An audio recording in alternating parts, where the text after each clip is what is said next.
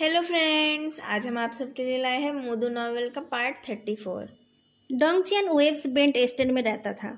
ये एक नया रेसिडेंशियल एरिया है।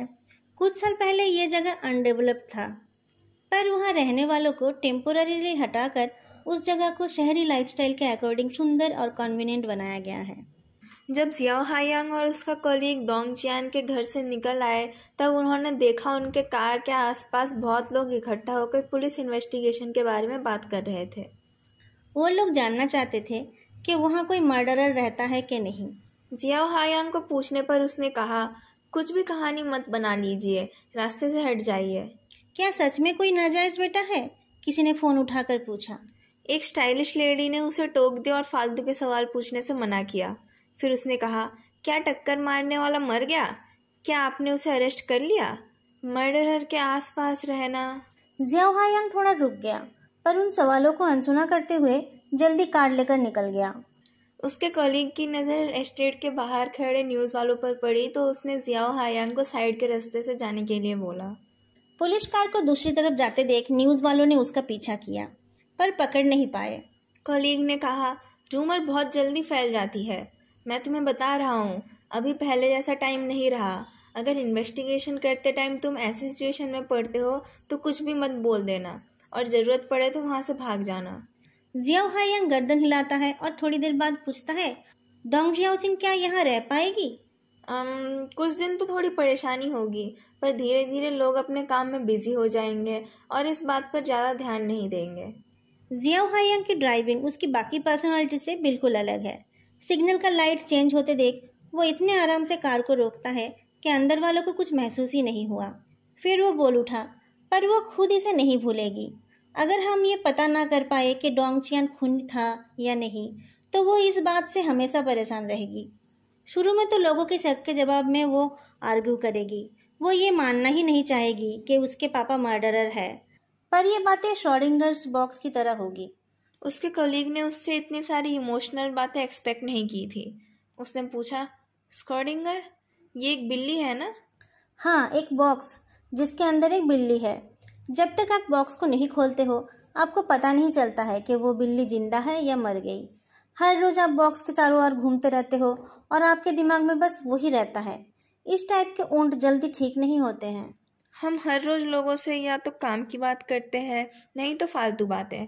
हमारे ईस्टर्न कल्चर में हम उन्हीं से दिल की बात करते हैं जिनसे हम क्लोज हैं। जियाओ हायांग के कलीग को पता नहीं था वो इन बातों का क्या जवाब दे। पर जियाई हायांग को कोई जवाब की उम्मीद भी नहीं थी। अपनी बात खत्म करके वो किसी और दुनिया में खो गया था। डोंग जियाओचिंग अपनी लिविंग रूम में अकेली बैठी थी।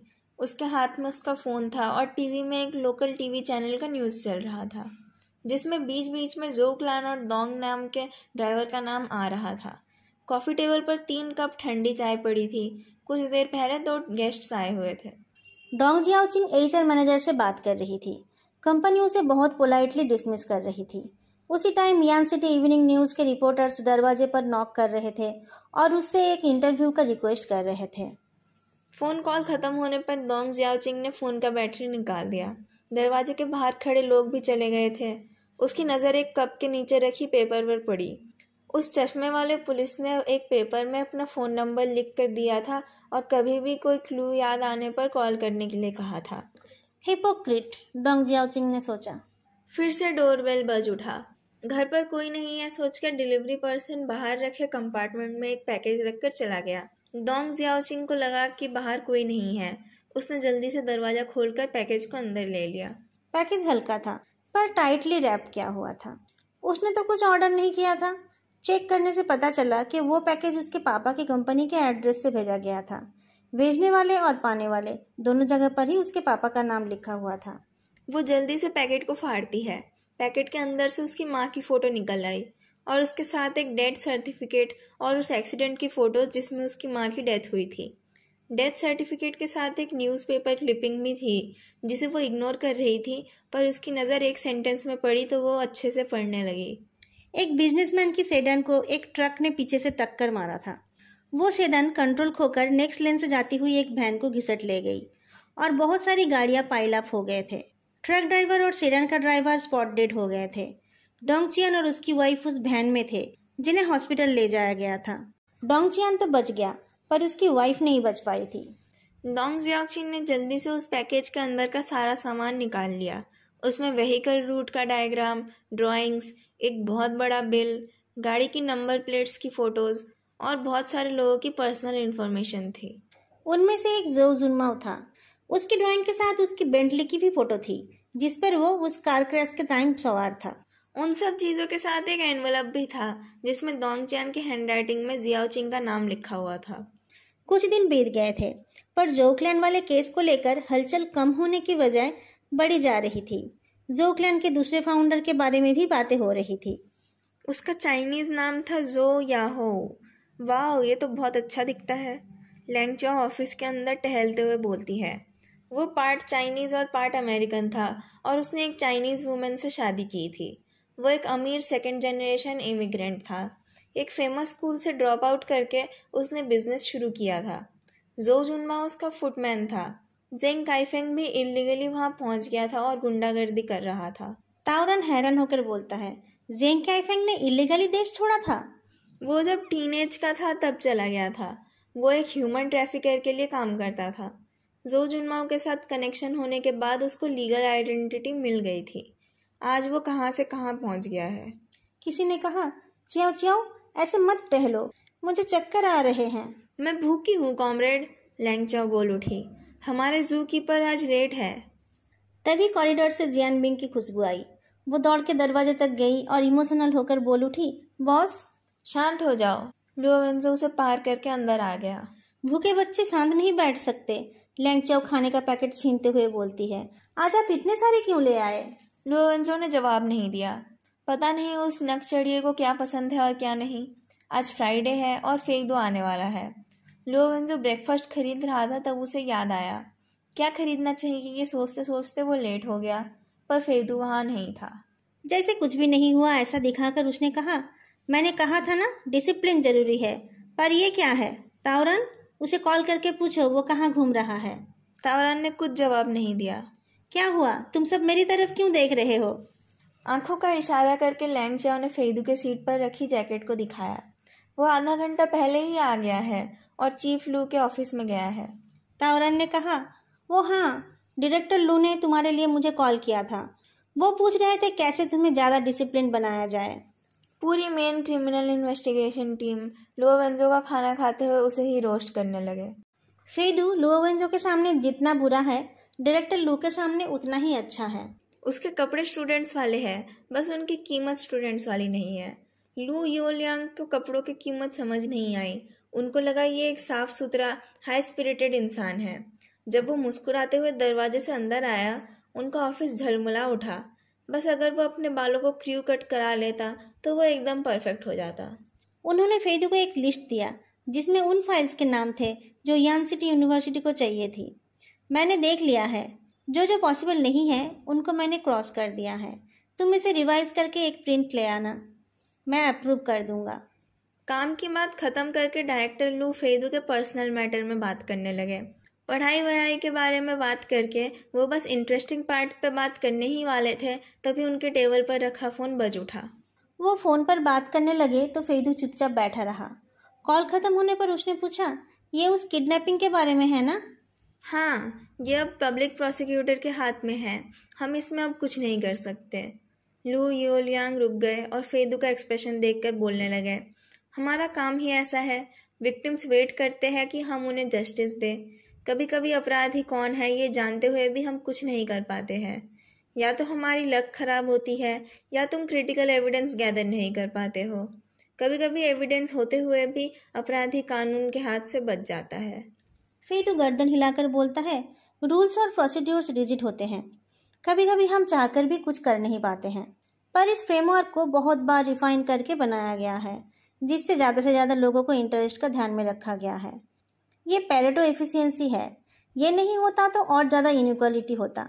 इसलिए कभी कभी कुछ लोगों की तकलीफ के बावजूद हमें इस फ्रेमवर्क को पकड़ के रखना पड़ता है।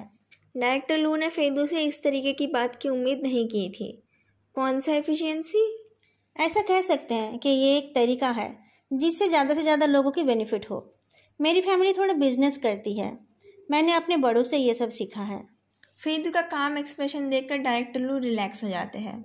ये अच्छी बात है कि तुम यंग जनरेशन अपने दिमाग को ठंडा रखना जानते हो। तुम्हारे टीचर पैन एक एंग्री यंग मैन थे, इसलिए वो प्रोफेशन चेंज करके पढ़ाने चले गए थे। फेदू ने इंटरेस्ट दिखाया, पर डायरेक्टर लू ने इस बारे में और बातें नहीं की और फेदू को अपने काम के लिए जाने के लिए बोल दिया। फेदू ने खड़े होकर उनके टेबल पर नज़र डाली। कॉर्नर पर एक फ़ोटो फ्रेम में एक ग्रुप फ़ोटो थी। फ़ोटो में जो यंग लोग थे वो पहचाने जा रहे थे। लेफ्ट से राइट तक डायरेक्टर लू, डायरेक्टर जांग, फेदू के एडवाइज़र पैन यूनतेंग और लुओ वेंजो के लेट शिफू यांग जेंगफेंग थे। एक और आदमी भी थे।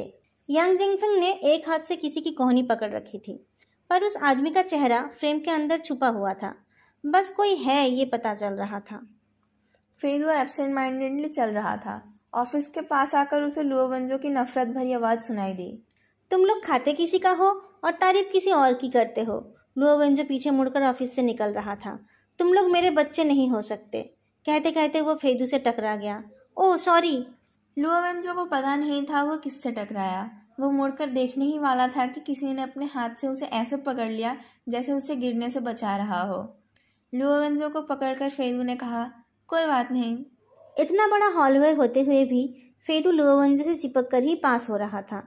लुओ वेंजो की कमर नापते हुए उसने कहा, डायरेक्टर लू ने कहा कि अगर आप फिर से लेट होंगे तो वो आपकी सैलरी काट लेंगे। लैंग चाओ और हंगामा करना चाहती थी। उसने कहा, प्रेसिडेंट फे, बॉस अभी पूछ रहे थे कि आप कहाँ घूम रहे हो। फेदू एक बड़ी स्माइल के साथ लैंग चाओ को बोलता है, आपको डायरेक्टर लू के उम्र के किसी की रेपुटेशन ऐसे ही खराब नहीं करनी चाहिए। तुमने कुछ खाया है? ताओरान ने पास वाले टेबल की तरफ इशारा करा। जो तुम्हें अच्छा लगे ले लो, मुझे तुम्हारे फूड रेस्ट्रिक्शंस पता नहीं है। सुबह फेदू को बस रेडी ही होना होता है। उसके पास अच्छे से ब्रेकफास्ट करने का बहुत टाइम रहता है। वो मना करने जाता है, पर ताओरान तब भी बोल रहा था, ये वेंजो लाया है, तुम्हें पोलाइटनेस दिखाने की जरूरत नहीं है। फेदू बोलने जा रहा था, नहीं मैं खा कर आया हूँ, पर उसने बीच में अपनी बात को पलट लिया। नहीं, मैं सब कुछ खाता हूँ, कोई रेस्ट्रिक्शन नहीं है। एक रेड बिन केक उठाकर उसने कहा, थैंक यू सीजियंग। उसका झूठ बोलने का स्टैंडर्ड देखकर लुओ वेंजो स्पीचलेस था। जियाओ हायांग एक कोने में बैठा था। वो सबको हंसी मजाक करते देख रहा था, पर खुद पार्टिसिपेट नहीं कर पा रहा था। वो अपना चश्मा ठीक करते हुए अपने काम पर ध्यान देने की कोशिश कर रहा था। ताओरान अपने लिए पानी ले रहा था। वो जियाओ हायांग के लिए भी पानी ले गया। जियाओ जियाओ। जियाओ हायांग सबकॉन्शियसली सीधा हो गया, डेप्यूटी कैप्टन। इतना रिजर्व्ड होने की जरूरत नहीं है। ताओरान उसका कंधा थपथपाकर कैजुअली उसके डेस्क पर झुकता है। ये वांग होंगलियान की टेरिटरी नहीं है, थोड़ा रिलैक्स हो जाओ। जियाओ हायांग का रिलैक्स होने का कोई इंटेंशन नहीं था। वो स्टीफ होकर बैठा रहा। ताओरान की नज़र उसके टेबल पर रखे पेपर्स पर पड़े। जो जुनमाओ और डोंगचियान के ऑटोप्सी रिपोर्ट से क्लियर था कि उन दोनों में से किसी की बॉडी में भी कोई सस्पिशियस चोट या ड्रग नहीं था। हमने जो हुआइजिन से पूछताछ की है। ताओरान काम की बात से ही जियाओ हायांग को रिलैक्स करने की कोशिश करता है। उसने कहा कि जब वो उस टैक्सी से जा रहा था तब किसी ने उन्हें रोककर कार पूल के लिए रिक्वेस्ट की। उसने मना कर दिया था, पर उसने ज़्यादा गार्ड नहीं लिया था। वो आदमी पीछे ही पड़ा था और उसी मौके का फ़ायदा लेकर, जियाओ जाओ, तुम्हें नोट लेने की ज़रूरत नहीं है, मैं तो ऐसे ही डिस्कस कर रहा था। लैंग चाओ खाते खाते बोलती है, एक प्रॉब्लम है, किडनैपर को कैसे पता था कि जो हुआइजिन उसी गाड़ी में बैठेगा? सब लोग उस किडनैपिंग के बारे में बात करने लगे। बात करते करते लैंग चाओ ने कहा कि उसने पुराने न्यूज़पेपर्स में देखा है कि जो क्लैन के फाउंडर जो याहो के मौत के बाद उसकी वाइफ ने जो जुनमाओ से शादी कर ली थी। कुछ टैबलॉइड्स का कहना था कि वो दोनों पहले से ही रिलेशनशिप में थे, और सबसे बड़ी बात ये थी कि जिस साल जो यूहो की डेथ हुई थी, जो हुआजिन उसी साल पैदा हुआ था। शायद जो जुनमाओ ने जो याहो को मारा था और गलती से उसके बेटे को पाल पोस लिया। जो हुआइजिन को इस बारे में पता चल गया और उसने अपने बाप की मौत का बदला लेना चाहा। उन लोगों का डीएनए रिपोर्ट तब तक नहीं आया था, इसलिए लुओ वेंजो ने इस बारे में कुछ बोलने से इनकार कर दिया। कोई भी शक के बाहर नहीं था, पर कोई कुछ कन्फेस भी नहीं कर रहा था। एविडेंस ना होने पर यांगबो को भी छोड़ना पड़ा। लुओ वेंजो सारे सस्पेक्ट्स के स्टेटमेंट्स पढ़ रहा था। जो हुआइजिन पागल कुत्ते जैसा था। वो बस यांगबो को काटना चाहता था। हु जेनवू अपर हैंड लेने की कोशिश कर रहा था। उसका कहना था कि रिसेंटली जो हुआइजिन और जेंग कैफिंग में कंपनी की डेवलपमेंट स्ट्रेटेजी को लेकर कुछ डिसएग्रीमेंट हुआ था और पिछले 2 साल से जेंग काइफेंग यांगबो के ज़्यादा करीब हो गए थे। जेंग काइफेंग एक ओल्ड फॉक्स की तरह है। उसने कहा कि यांगबो जोउ जुनमाओ का बेटा नहीं है। लुओ वेंजो का फ़ोन वाइब्रेट हुआ तो उसने देखा फेदू ने उसे वीचैट पर एक मैसेज भेजा है। शीजोंग, क्या आज रात आप मेरे साथ बाहर चलोगे? फेदू अपने कंप्यूटर स्क्रीन पर ऐसे देख रहा था जैसे कि कुछ हुआ ही ना हो। उसने अपनी उंगलियां हिलाई और दूसरा मैसेज लुओ वेंजो के पास आ गया। मुझे आपके एप्स अच्छे लगते हैं। लुओ वेंजो गर्दन घुमाकर उसके ऑफिस के कभी ना बंद होने वाले दरवाजे को देखता है। उसका ऑफिस हाफ पब्लिक एरिया है। कोई भी कभी भी आता जाता रहता है। हर कोई उनको देख सकता है। ऐसी जगह पर बैठकर कोई उसे सीक्रेटली हैरेस कर रहा है। वो फेदू को आंखें दिखाकर अपना फ़ोन उठाने जाता है। तभी उसका एक कॉलीग आ जाता है। कैप्टन लुओ, ये शायद अर्जेंट है। डायरेक्टर सेंग ने आपको देने के लिए कहा। डीएनए टेस्ट रिजल्ट्स क्लियर थे। दोनों जोउ भाई जोउ जुनमाओ के बेटे थे, पर यांगबो का उन लोगों से कोई ब्लड रिलेशन नहीं था। जोउ हुआजिन क्या हॉस्पिटल में ही है? लुओ वेंजो अपना जैकेट उठाता है। मैं उससे बात करने जा रहा हूँ। फेदू भी उसके साथ जाना चाहता था। लुओ वेंजो ने कुछ नहीं कहा तो वो भी साथ चलने लगा। उनके जाने के थोड़ी देर बाद जियाओ हायांग को डोंग जियाओसिन से एक मैसेज मिलता है। वो उसे कुछ देने के लिए बुला रही थी। जियाओ हायांग ने तुरंत उसे कॉल किया, पर उसका फ़ोन स्विच ऑफ था। जियाओ हायांग को ये ठीक नहीं लगा। वो खड़ा हो गया। डेप्यूटी कैप्टन ताओ, मुझे अभी निकलना होगा। दोस्तों, आज के लिए इतना ही। वीडियो कैसी लगी बताना मत भूलना, और साथ में वीडियो को लाइक और चैनल को सब्सक्राइब करना भी मत भूलना। फिर मिलेंगे अगली वीडियो में। तब तक के लिए बाय।